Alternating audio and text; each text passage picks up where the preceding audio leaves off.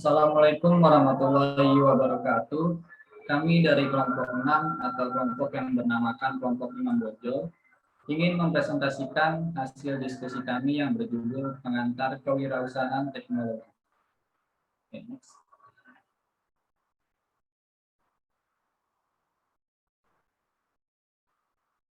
Kelompok kami beranggotakan 3 orang yang terdiri dari Bayu Fiandi dengan nomor NIM 170761942, Nadila Nur Latifah dengan nomor NIM 170761953, dan Radia Aladawiyah dengan nomor NIM 170761916.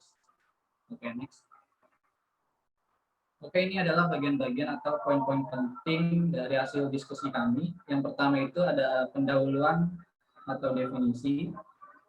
Kedua itu jenis kewirausahaan, ketiga kewirausahaan berkelanjutan, keempat model siklus pembelajaran hidup dan strategi pembelajaran, serta yang terakhir itu ada inkubator. Oke, untuk selanjutnya itu akan saya serahkan kepada teman saya, kepada Nadila Latifah, waktu dan tempat dipersilakan. Oke, selanjutnya ini yang pertama ada pembahasan tentang pendahuluan atau definisi. Di sini terlihat ada dua definisi menurut dua ahli, yaitu ada dari Adam Smith yang mendefinisikan bahwa tanah, tenaga kerja, dan modal sebagai faktor input kunci dari ekonomi abad ke-18. Dan yang kedua itu ada Joseph Schumpeter menambahkan bahwa teknologi dan kewirausahaan ini sebagai dua faktor input kunci lagi di awal abad ke-20. Nah, selanjutnya ada di sini terdapat 6 jenisnya, yaitu yang pertama ada kewirausahaan campuran, kewirausahaan murni, kewirausahaan sosial, kewirausahaan kolaboratif, kewirausahaan internal, dan kewirausahaan eksternal. Pembahasannya akan dijelaskan setelah ini.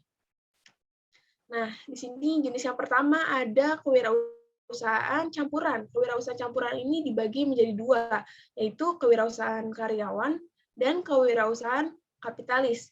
Di sini kewirausahaan karyawan, istilah wirausaha karyawan itu mengandung pengertian bahwa wirausahawan melakukan kegiatan yang dapat dilakukan oleh karyawan atau pekerja yang disewa tanpa mengurangi produktivitas tenaga kerja secara keseluruhan. Nah, dalam kewirausahaan campuran ini, wirausahawan yang memulai bisnis seringkali dipaksa untuk memainkan peran yang dapat dilakukan oleh orang lain. Nah, kewirausahaan itu kan bukanlah tanggung jawab eksklusif pengusaha, tetapi juga mainkan dapat dilakukan oleh seorang karyawan demikian juga. Kewirausahaan dapat dilakukan oleh direktur eksekutif perusahaan yang menggunakan metode perintis untuk mendekati bawahannya yang mencoba untuk meningkatkan minat mereka dalam perusahaan. Nah, kewirausahaan juga bisa diwujudkan oleh seorang eksekutif yang mengusulkan kepada administrasi beberapa inovasi untuk meningkatkan produk dan layanan. Lanjut ke kewirausahaan kapitalis. Nah, kewirausahaan kapitalis ini dilakukan oleh individu yang merupakan pemilik modal dengan kehadiran bisnis yang aktif dan mapan. Nah, jadi ketika pengusaha menangkap ide untuk penciptaan atau eksploitasi peluang keuntungan baru, nah berarti kan ia juga harus baik itu sudah memiliki beberapa bentuk modal atau memiliki kesempatan untuk minjam uang untuk mewujudkan ide tersebut. Nah, dengan modal awal yang meningkat ini, terbentuklah perusahaan yang melanjutkan eksploitasi ide tersebut.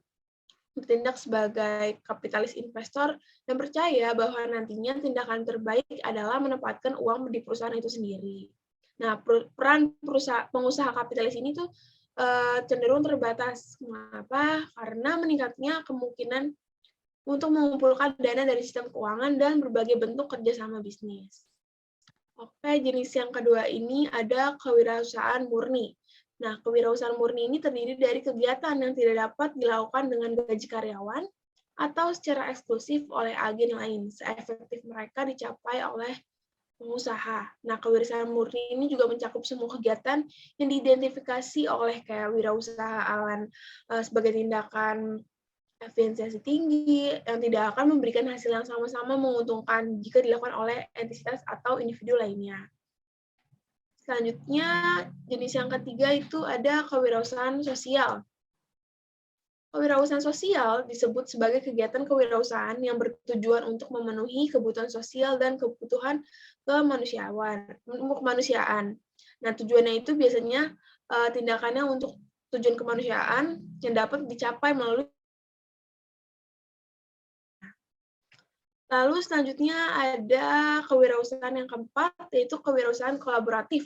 Nah, pengembangan kewirausahaan kolaboratif ini bertujuan terutama untuk entitas koperasi dengan area implementasi utama di sektor ekonomi tertentu dan cabang produksi produk pertanian. Nah, kategorisasi lainnya itu dari kewirausahaan itu nanti dibagi lagi. Selanjutnya ada kewirausahaan internal. Nah, kewirausahaan internal ini digunakan untuk menggambarkan adanya kecenderungan kewirausahaan karyawan perusahaan besar. Kewirausahaan ini bisa dikembangkan dengan memberikan staf senior yang bertanggung jawab secara pribadi, baik untuk persiapan anggaran yang sesuai dengan tugas mereka, atau untuk mengelola departemen mereka sebagai perusahaan kelola independen, atau mengenai penyusunan dan pengendalian anggaran. Nah, kewirausahaan internal juga berfokus pada inisiatif dan semangat perusahaan. Lalu di sini kewirausahaan internal adalah keadaan kognitif yang menunjukkan karakteristik yang berbeda-beda seperti berikut. Nah, yang pertama ini ada kegigihan dan tekad. Kegigihan dan tekad ini yang terwujud nantinya dalam keinginan untuk bekerja keras. Lalu kedua ada kesediaan. Nah, kesediaan ini untuk mengambil risiko, tetapi hanya setelah penelitian yang cermat tentang kemungkinan kesuksesan. Lalu ada pemahaman. Nah, pemahaman ini terutama berdasarkan bagaimana fungsi pasar, khususnya dalam kaitannya dengan mengidentifikasi peluang baru. Lalu yang keempat ada keengganan ini untuk terjebak dalam konvensionalitas dan roda gigi birokrasi dengan keengganan terhadap peraturan yang membatasi. Dan yang terakhir ada antusiasme. Ini tuh untuk melakukan kegiatan kewirausahaan, komitmen emosional terhadap organisasi, kemampuan untuk menginspirasi kepercayaan bawahan, dan kepercayaan diri terhadap pemasok eksternal, pelanggan, dan pihak ketiga lainnya. Lalu jenis yang terakhir ini ada kewirausahaan eksternal. Kewirausahaan eksternal ini mencakup unsur-unsur lingkungan bisnis eksternal mempengaruhi suatu perusahaan baik secara langsung maupun tidak langsung. Nah, kewirausahaan eksternal itu dibagi lagi menjadi umum dan khusus. Kewirausahaan umum ini berkaitan dengan ukuran dan kekuatan yang entah bagaimana mempengaruhi kehidupan dan pekerjaan badan-badan tersebut. Nah, sedangkan salah satu ciri utama kewirausahaan umum ini situasi yang ada dan kekuatan pendorong yang berkembang di dalamnya konteks memengaruhi setiap bisnis. Sini ada faktor utama dalam kewirausahaan eksternal umum, yaitu yang pertama ada situasi ekonomi umum, di mana situasi ekonomi geografis di area di mana perusahaan yang diaktifkan dicerminkan oleh tingkat kekayaan dan keseluruhan kemakmuran daerah. Lalu fundamental ekonomi yang menentukan kualitas situasi ekonomi yang berlaku dan memengaruhi bisnis adalah tingkat inflasi, modal remunerasi, tingkat pengangguran, dan permintaan. Nah, teknologi adalah kumpulan pengetahuan, metode dan teknik yang luas digunakan dalam produksi dan distribusi barang. Lalu yang ketiga ada konvensi, moral, dan nilai-nilai sosial. Nah, budaya sosial seperti diungkapkan oleh seperangkat aturan tidak tertulis yang mengatur perilaku individu merupakan faktor penting dari lingkungan bisnis secara umum. Karena tata krama, adat istiadat, dan nilai-nilai sosial menentukan sampai tingkat yang signifikan kepekaan orang-orang biasa dan memengaruhi mereka dalam pemilihan barang dan jasa, serta perilaku pola. Nilai dan keyakinan sosial juga memengaruhi sikap karyawan terhadap perusahaan. Lalu yang keempat ada iklim politik. Nah, derajat stabilitas politik yang berlaku di suatu tempat memiliki tidak berpengaruh signifikan terhadap kegiatan usaha. Karena perubahan yang sering terjadi dalam pemerintahan, terutama ketika terjadi dalam kondisi politik yang tidak normal, itu mengakibatkan perubahan sosial dan kerusuhan ekonomi. Nah, ketidakstabilan dan ketidakpastian politik ini menimbulkan hambatan serius bagi proses pengembangan atau pemrograman kewirausahaan. Karena pemrograman ini didasarkan ada memprediksi masa depan, tetapi dalam kondisi ketidakpastian ini, prediksinya itu jadi sulit gitu, tapi bukan berarti juga tidak mungkin. Lalu yang faktor yang terakhir itu ada hukum dan konstitusi. Nah, konstitusi sebagai hukum tertinggi di negara manapun kan, menetapkan aturan operasi umum untuk tiga cabang pemerintahan, yaitu ada legislatif, eksekutif, dan yudikatif, dan menjunjung tinggi hak-hak sipil yang fundamental. Negara hukum adalah sistem yang mengatur koeksistensi sosial dan menentukan perilaku dan hubungan anggota masyarakat. Nah, ini juga sangat menentukan apa yang mungkin dan yang mungkin tidak dapat terjadi. Oke, selanjutnya tentang kewirausahaan keberlanjutan ini akan dijelaskan oleh Bayu Lutfi Hamdi. Oke, terima kasih Nabila. Selanjutnya itu ada kewirausahaan berkelanjutan. Menurut Karayanis, berkelanjutan dapat didefinisikan sebagai penciptaan perusahaan yang layak, menentukan, dan dapat dikatakan yang menghasilkan pembentukan jaringan inovasi dan kelompok pengetahuan yang mereplikasi diri dan saling meningkatkan yang mengarah ke apa yang disebut daya saing. Oke, next. Selanjutnya, jalur karir kewirausahaan yang ditempuh oleh seorang pengusaha individu dapat dikomposisi menjadi 5 tahap yang unik. Yang pertama itu ada fondasi, di mana penciptaan dan penguatan nilai-nilai kewirausahaan bagi individu dan masyarakat secara keseluruhan. Kedua itu ada kebangkitan, di mana individu dihadapkan dengan semangat kewirausahaan sebagai alternatif yang layak di antara bentuk jalur karir lainnya. Mana keterampilan awal yang diperlukan untuk penciptaan bisnis diperoleh dan individu diidentifikasi sebagai wirausaha. Keempat itu ada penciptaan, di mana individu bergerak dari pengetahuan dan pembelajaran ke tindakan, penciptaan perusahaan atau peningkatan keterampilan kewirausahaan lainnya. Misalnya itu seperti kewirausahaan internal, ini tercapai. Kelima itu kematangan, di mana individu membangun pengalamannya dan memajukan karirnya melalui pengembangan dan jaringan berbasis pengetahuan, serta melalui validasi eksternal dan penilaian karir yang diterima. Oke, next. Selanjutnya ini ada beberapa isu tambahan yang menarik bagi pengusaha untuk dibahas di bawah ini. Yang pertama itu ada pengambilan risiko. Secara umum, seorang individu tidak dianjurkan atau dicegah untuk mengambil risiko. Tapi menurut artikel Hofstede yang terkenal dan banyak dikutip tentang aspek budaya yang mempengaruhi perilaku bisnis menunjukkan bahwa budaya Prancis misalnya adalah budaya penghindaran ketidakpastian dengan tingkat penghindaran risiko yang tinggi. Reaksi pemerintah Prancis terhadap sikap ini bukanlah untuk mendorong keterlibatan yang lambat dalam pengambilan risiko, tapi untuk mengurangi risiko yang terkait dengan penciptaan wirausaha. Yang kedua itu ada kegagalan, seperti yang kita ketahui, sebagian besar pengusaha kegagalan adalah persyaratan untuk sukses. Jika Anda ingin sukses, ya harus gagal terlebih dahulu. Namun penerimaan kegagalan itu tidak selalu merupakan norma di Prancis, atau bahkan lebih luas lagi. Dalam budaya Mediterania, kegagalan startup dapat memiliki efek negatif yang parah pada masa depan individu. Ketiga itu ada motivasi. Ambil contoh di Amerika Utara, sebagian besar pengusaha sangat berorientasi pada tujuan. Artinya mereka itu termotivasi secara internal daripada termotivasi secara eksternal. Ini adalah intensif yang berlaku di Amerika Serikat dan juga Kanada, di mana integrasi individu didorong. Namun ini tidak benar di beberapa negara-negara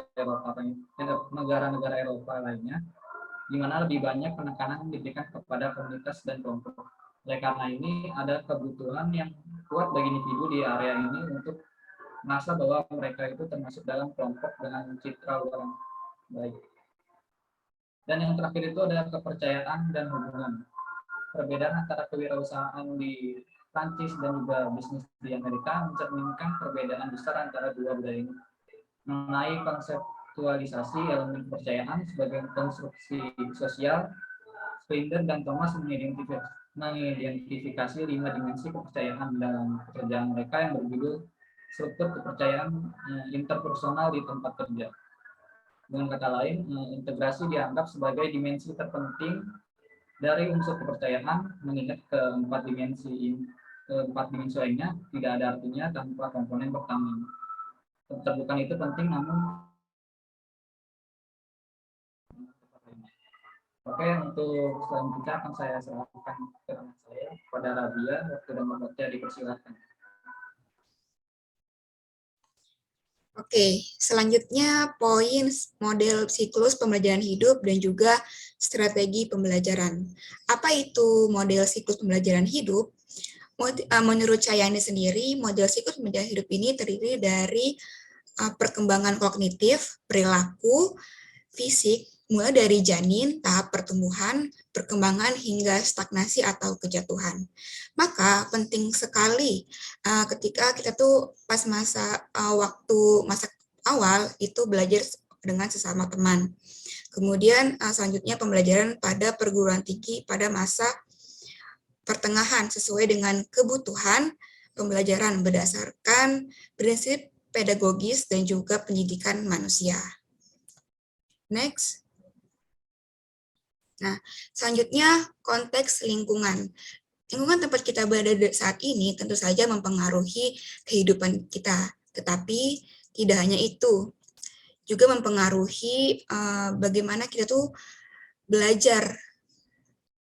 Salah satunya adalah Perancis, yang dimana kita tahu bahwasanya Perancis itu kiblatnya model fashion, tetapi mereka kehilangan nilai-nilai positif kewirausahaan individunya, sehingga menyebabkan kurangnya minat mereka dalam bersekolah di sekolah ekonomi. Next. Oke, di sini kita akan melihat perbedaan bagaimana strategi pembelajaran atau kewirausahaan antara Amerika Utara dan juga Perancis. Setelah kita melihat tabel di sini, tampak pada faktor privasi tidak ada perbedaan yang signifikan. Namun pada faktor lingkungan terlihat perbedaannya, di mana Amerika Utara memiliki kehidupan atau lingkungan yang bebas. Individunya dapat bergerak bebas dalam berwirausahaan. Namun di Perancis, individunya relatif adanya batas-batasan seperti komunitas, kontrol, terus undang-undang industri yang menghambat bisnis, kemudian agama, hingga dari segi individunya yang menghindari risiko. Next. Oke, selanjutnya poin inkubator. Apa sih itu inkubator bisnis? Inkubator bisnis adalah sebuah organisasi yang menyediakan perlindungan dan dukungan untuk pemula untuk memulai sebuah bisnis baru. Next. Nah, di sini ada pun 4 aktivitas dalam sebuah inkubator menurut Porter, terbagi menjadi 4 bagian. Yang pertama itu lingkup vertikal. Lingkup vertikal ini adalah terdiri dari pemodal, pelaku bisnis, konsultan perusahaan, dan investor institusi.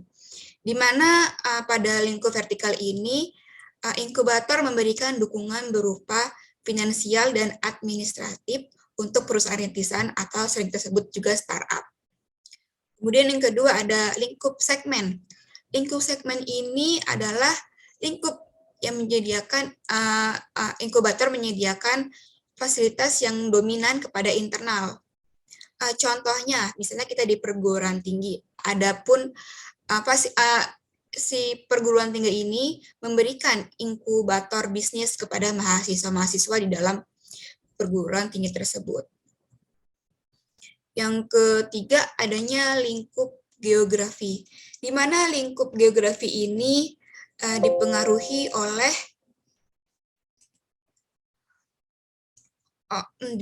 jaringan. Akses jaringan adalah elemen terpenting dari keberhasilan pemula dan mengingat faktanya jaringan biasanya terbatas pada wilayah tertentu.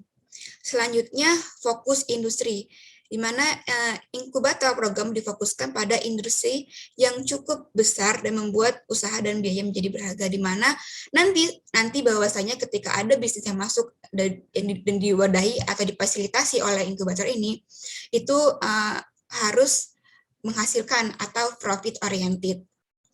Nah, dari keempat aktivitas tersebut, maka muncullah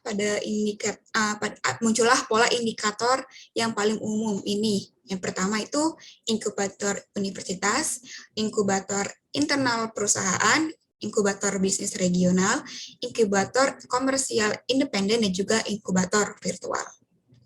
Next.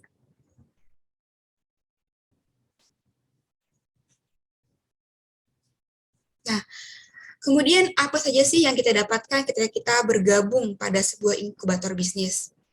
Yang pertama itu ada akses sumber fisik. Ini seperti tempat kerja, peralatan, perlengkapan, terus komputer, keamanan 24 jam, dan lain-lain. Kemudian itu ada dukungan kantor. Ini seperti berupa layanan kesekretariatan, jaringan komputer, hingga dukungan akuntansi. Tujuannya, layanan ini adalah memastikan organisasi dasar seperti sumber daya manusia bergerak sesuai dengan waktu dan tenaga. Terus kemudian akses untuk sumber keuangan. Di sini seperti inkubator menyediakan akses modal ventura yang biasanya itu merupakan kombinasi antara ekuitas swasta dan juga pemodal eksternal untuk menginvestasikan modal kepada bisnis yang ada dalam inkubator tersebut. Terus selanjutnya yang keempat adalah dukungan kewirausahaan, di mana bentuk dukungannya adalah seorang mentor-mentor yang dapat membimbing dan memberikan arahan-arahan kepada pemula untuk memulai bagaimana sih bisnis yang harus mereka jalankan nantinya. Hingga pada akhirnya menjadi seorang profesional dalam bisnis. Dan yang terakhir adalah akses jaringan.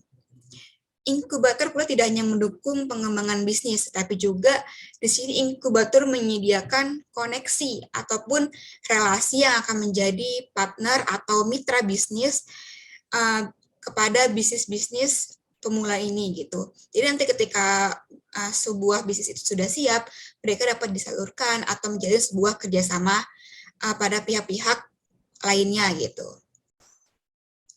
Next. Oke, baik. Sekian pemaparan dari kami mengenai materi pengantar kewirausahaan teknologi. Semoga menambah insight dan pengetahuan untuk kita semua. Mohon maaf bila ada kesalahan dalam penyampaian dan pemaparan materi kami. Terima kasih. Wassalamualaikum warahmatullahi wabarakatuh.